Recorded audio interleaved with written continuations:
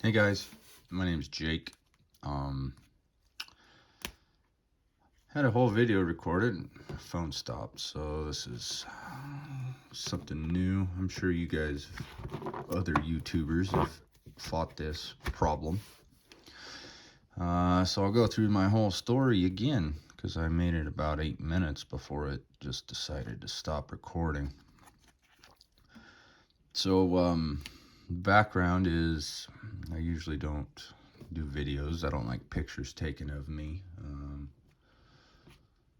Just the way I am, I suppose. But Eric, those back pages, has been harping on people, not just me, but people in general, for months and probably years. It seems like to document videos, even if they bomb. Who cares? It's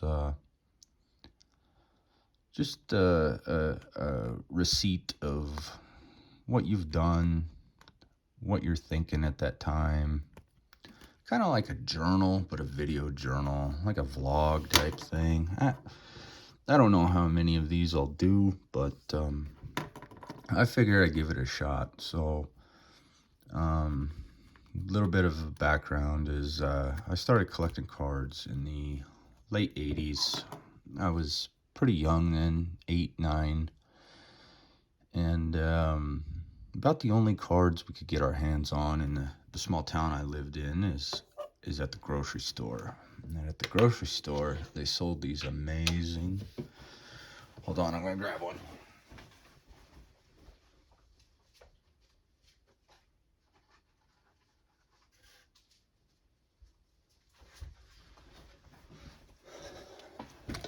These were the types of cards that they had, except it was 90 pro set. And you buy 90 pro set from the grocery store. I don't know if they were 2 for $1 or 2 for $1.50 or something like that, but they're not exactly high quality cards. Some of the pictures, there's some horizontal pictures that are widescreen type stuff that look pretty neat, but for the most part, this was what they refer to as junk wax. That's when a lot of us started, and that's fine. But one thing that did come from all this is I had all these pro set cards, and at one point you end up getting your hands on a Beckett or a Tough Stuff, and you check the prices, and they're disappointing to say the least. You would buy several packs and have nothing. Even the best card in 90 Pro set was worth nothing. So in the late 90s, I still collected, but I switched my train of my goals of of collecting, to something that was holding more money. I get more bang for my buck type deal. So I started buying Hall of Fame rookie cards. And back in the day, this was one of the cards I bought in the late 90s on eBay. It's not centered very well. As you can see, this gap to here, down here, and then even side to side, it's not very well. And this one's a bit tilted, like a diamond cut type. It's the corners are pretty solid, pretty sharp. And that was one of the main things back in the day. I was in my teenage years, but there wasn't a big resource of information like the internet. I mean, it was around, but it was still fairly new, fairly nuanced, and definitely no videos of explaining, centering and card quality and anything like that. We were lucky to stay connected to the internet with the dial-up modems and ISDN lines and other things. So So bought this on eBay, and if you, those of you that don't remember, is you would win an auction, and then you would walk down to the grocery store, and you would purchase a money order, or you could send a check, but most of the time you would send a money order. And with that money order, you would then put it in a plain white envelope,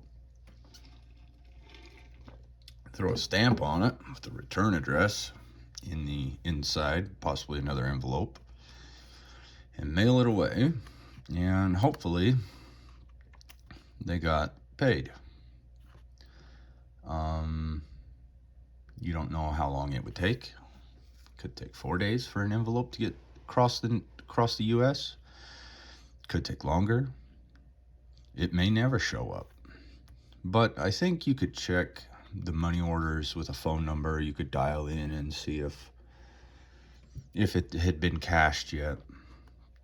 So anyway, nowadays if someone buys something, they run on a forum or a Facebook page, and they go, the guy hasn't shipped it. It's been 12 hours. They haven't shipped my item yet. Are they scamming me? And it's a far cry from the way it used to be ran. I mean, I would have stuff showing up 3, 4, 5, 6, 2 months after a purchase. So anyway, bought these cards in the late 90s, a lot of them, and then they stayed at my parents' house until, well, let's back up. Late 90s, one of the last things I bought on eBay before I went on a hiatus was I had bought 3 Steve Young 1986 Tampa Bay Bucks rookie cards, and I I had sent the money order, won the auction. I think it was, I don't know, $45 for 3 of them. Sent the money order, and never heard anything back. And I was probably 17 years old at the time, and started talking with people on eBay and trying to message people and emailing, and never really got anything accomplished, and never got my cards, and never got my money back either. And that was about the last purchase that I had made back in the day. And fast forward to about 2012, I purchased the house, and my parents contacted me and said, hey, you have your own house now. You need to get your stuff out of our house. So a lot of these cards came back to me, and then I got back on eBay and started tinkering around and buying some more and adding to it. And a lot of these are going to go to the PSA Hall of Fame rookie card registry. I know a lot of them aren't the best shape, but they are my cards, and they're cards that I've had for a long time, and they're important to me in that way. So, a lot of them, there's centering issues, top to bottom, even left to right on this one, this Riggins rookie. Very little, off pretty bad left to right, top to bottom. But most of the corners are solid, and that's, back in the 90s when I started collecting, that was more important to me than centering.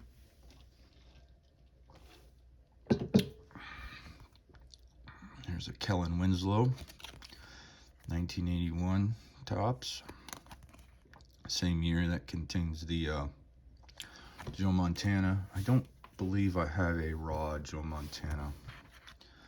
Steve Largent rookie, off center top to bottom again, but you know, a lot of these cards, the backs are approaching. I believe PSA has a limit on the backs where it has to be 85/15 or better to receive a certain grade, but this one, this corner is just a skosh hairy. I don't know if you can. This is not a Staubach rookie. This is, I believe, a 73 Staubach. It was just through my travels I acquired it. It's in really crisp shape, so figure I'd throw that in. Eugene Upshaw, once again, terribly off-centered. I'm gonna run all these with no qualifiers, so you know we may get a 4 on this one, and that's okay. That's okay with me. I'm okay with it. It's still a pretty solid card for being 50 some years old. These ones I'm not certain if I'm gonna send them in. They are. I had ran into a card shop dealer that was selling out, and had some of these 80, 81 Topps Walter Paytons that were pretty sharp. Don't really have a print defect. A lot of the 81 Topps, you'll see a print defect there. This one's a little better centered than this one, but it's still Walter Payton, so I'm gonna send him Marcus Allen. It's off top to bottom, but same thing on the back. It's really close. It's really close to hindering it on the grade, but not enough. So that card dealer also had some boxes. He had 83, 82, 85, and 86 Topps. And this was 4 or 5 years ago, and I bought all the boxes. Pretty good price, and I cracked them all. So this is these are 83 Walter Paytons that I cracked myself. I don't know, a couple years ago. This one's much better centered than this one, top to bottom anyway, but this edge is slightly rough, so I don't know. It'd be nice to get an 8. This one might be pushed into the 7 realm, but that's all right. Here's some more 83 openings. Not the greatest centering. I mean, that's the whole story of football cards from the 80s. I mean, they were produced as fast as they could and cut, and just quality control was really poor. So, you know, the one thing we can do as collectors is keep condition of the corners and edges, and that's about it. So the rest of it's kind of out of our hands. So this was one also pulled from a pack. I pulled a couple of these, and they had bad print defects, streaks running down them. This one was the cleanest, but it was the most off-centered. So even though it was the most off-centered one, it still looked the best to me because it didn't have the black print defects on it. This is a Ronnie Lott rookie. A lot of these have this black stain here from the print, and I think you can even, I've seen 9s with that mark on them still. This one's clearly not going to be a 9. I hope for a 7 maybe. It's got 3 soft corners. Still, it's a Ronnie Lott rookie.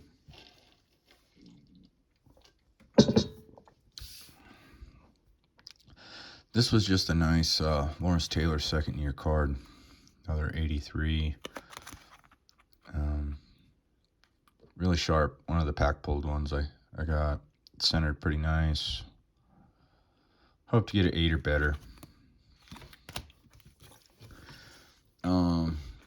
bought that stuff from the card dealer, he also had some sets. I bought an 84 set, 85 set, 86 set from him. These were out of some of the packs and some of the leftover just singles floating. So this Montana, so it's kind of tilted. You can see that the tilt from the photo in the frame. It's a little bit thin here, thicker here, a little thinner here, a little thicker here. So I'm not sure how they're going to grade it. The corners are real nice. Maybe this one's just a little bit off, but if it gets in the 7 range, I'm okay with that. This is similar to the first one we looked at. A little wide, skinny. Same thing on the top. You can see the distance. So, 7, 8. This one's pretty nice, except for just a little. It's not perfect. It can be. It's sharp, but it just, to the human eye, it's not quite the best. So 84 is a big set for tops. With the rookies, you got a huge number of them. We're going to see them coming up here, but I hope this gets an 8 or better. I'd be happy with that. A couple Elways. I already have some graded cards, but Elway, I have a PSA 9 already. These are clearly not going to be 9s, but they're Elway rookies. So this one, I could see it getting a 6, maybe even a 7. It's not too bad. This one, centering on it's going to kill it. So we're looking 6 to 5 range. Walter Payton, it's the only one I got out of that set and the packs I opened. So I'm kind of building the Walter Payton Topps base set at the same time. I have his rookie card and I have a few others. So this is one I need. It's there's nothing wrong with it other than this whole picture needs to go up and this way a little bit, but still a cool card, cool set, iconic set as far as I'm concerned. Dan Marino's.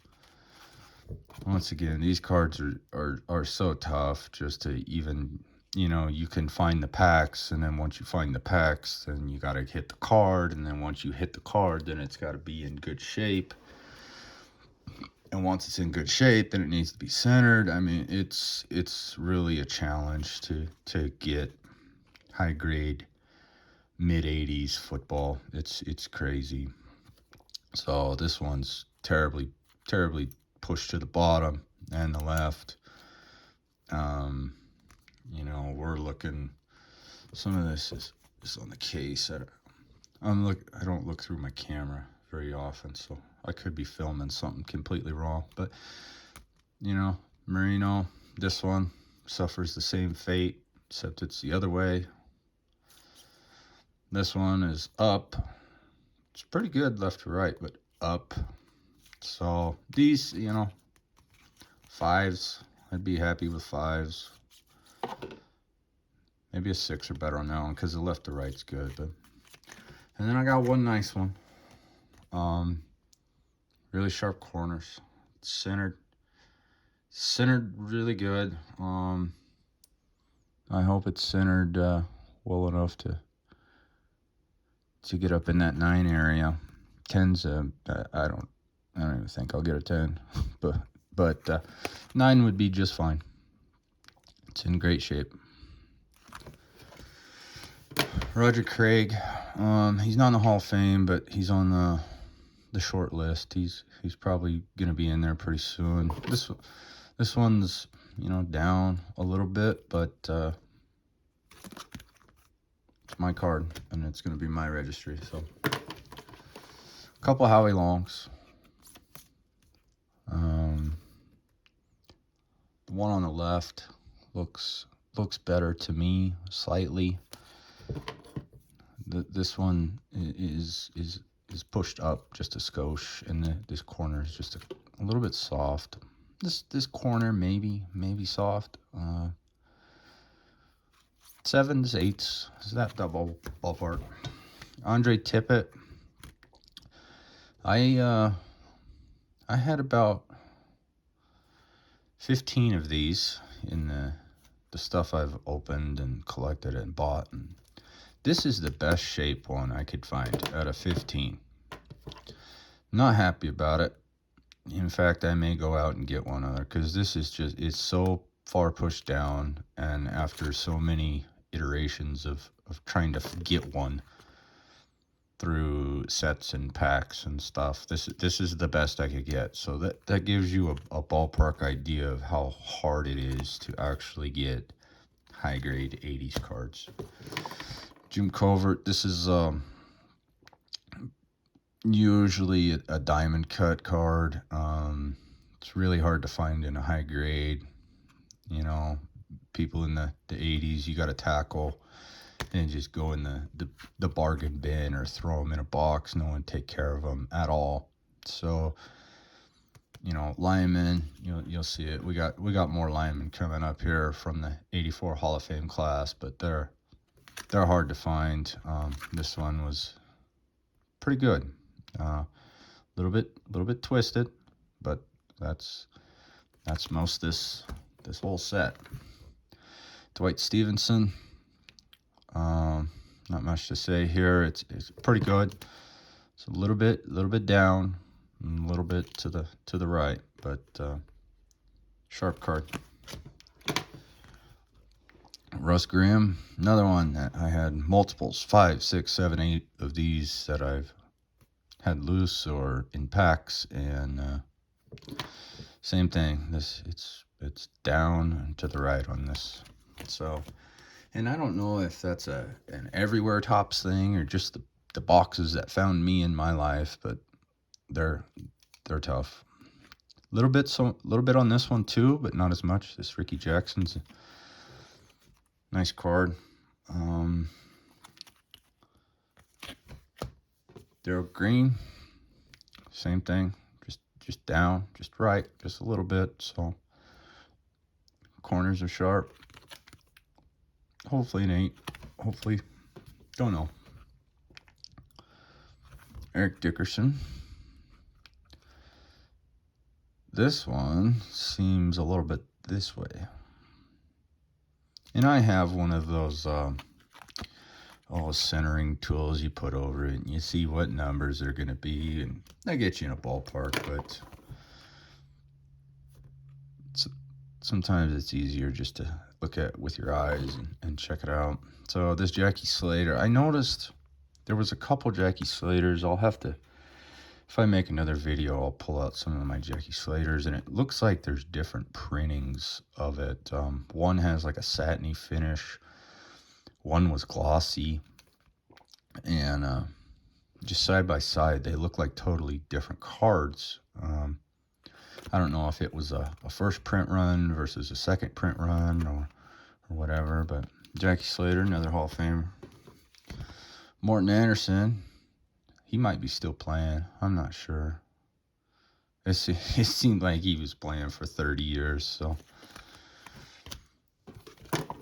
A couple Richard Dents from 85, and these are stupid tough. The problem is the edges. I don't know if you can see it real well, but this right there, that's gonna hurt it. These are centered really pretty nice. This one has a little bit, just it just came out of the pack that way. It's nothing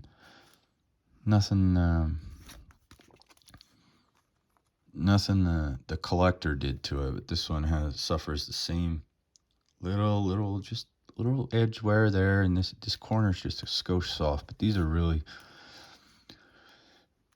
honestly, for an 85 Topps card, these are in pretty good shape. They might get 8s, but that's pretty good.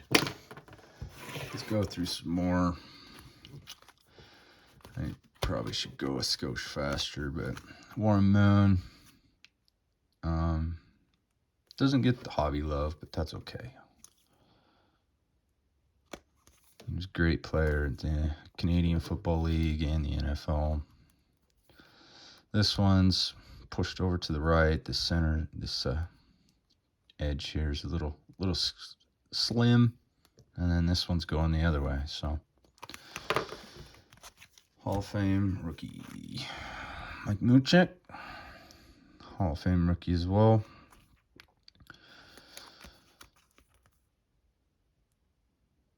Hometown, Sugar Land, Texas. Pretty good card. And then I did some just Hall of Famers. You know, first year, second year, third year, fourth year, whatever you want to do. But 2 Dan Marinos. The registry is slightly off on this one. I don't know if you can pick it up in the camera, but one's a skosh blurry compared to this one. It's nice and crisp. Doesn't quite suffer the edge chipping that others do, but still, you know, you breathe on this corner and all of a sudden it turns white.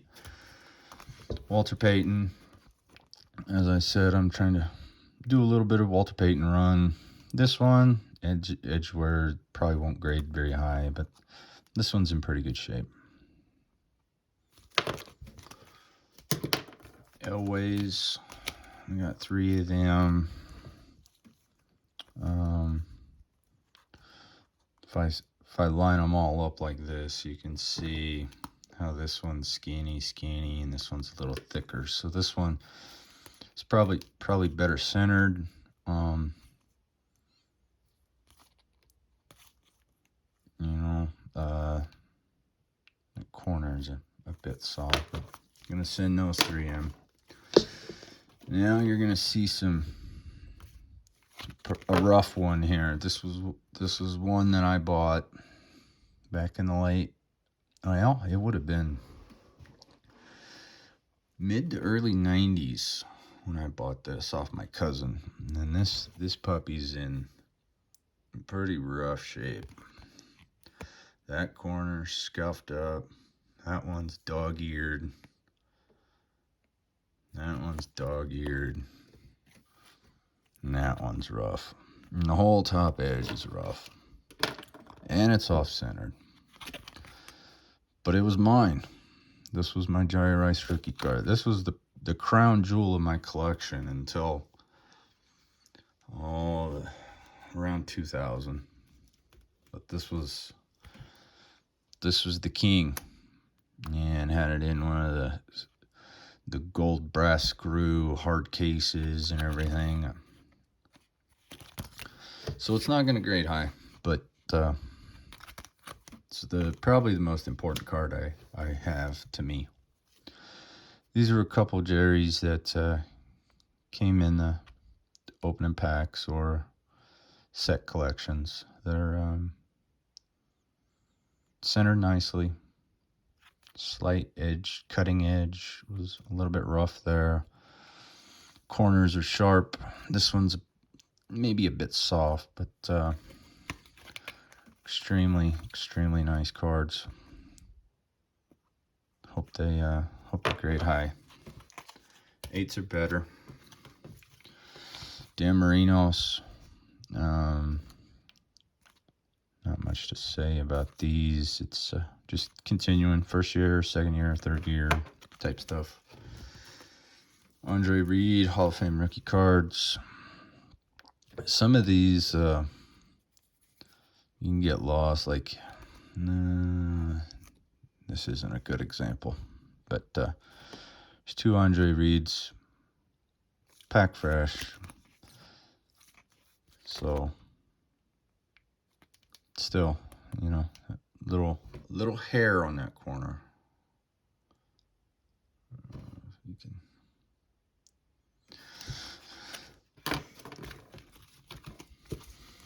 Bruce Smith's rookie cards. Both off center, both packed fresh. Top to bottom, both pushed down.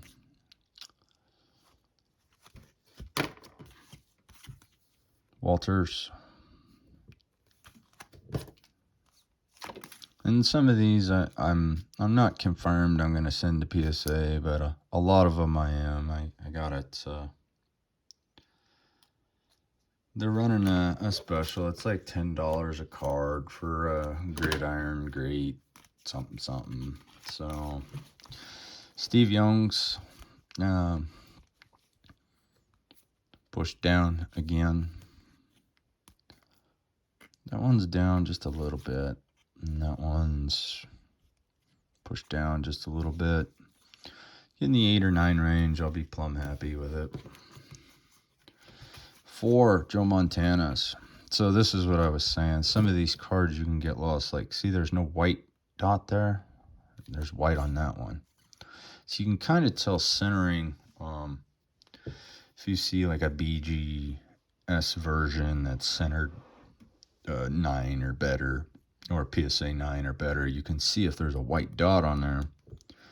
And then if you're going to grade them, you can actually see, is that white dot on the BGS or the PSA version. So if it, how good a centering it would be.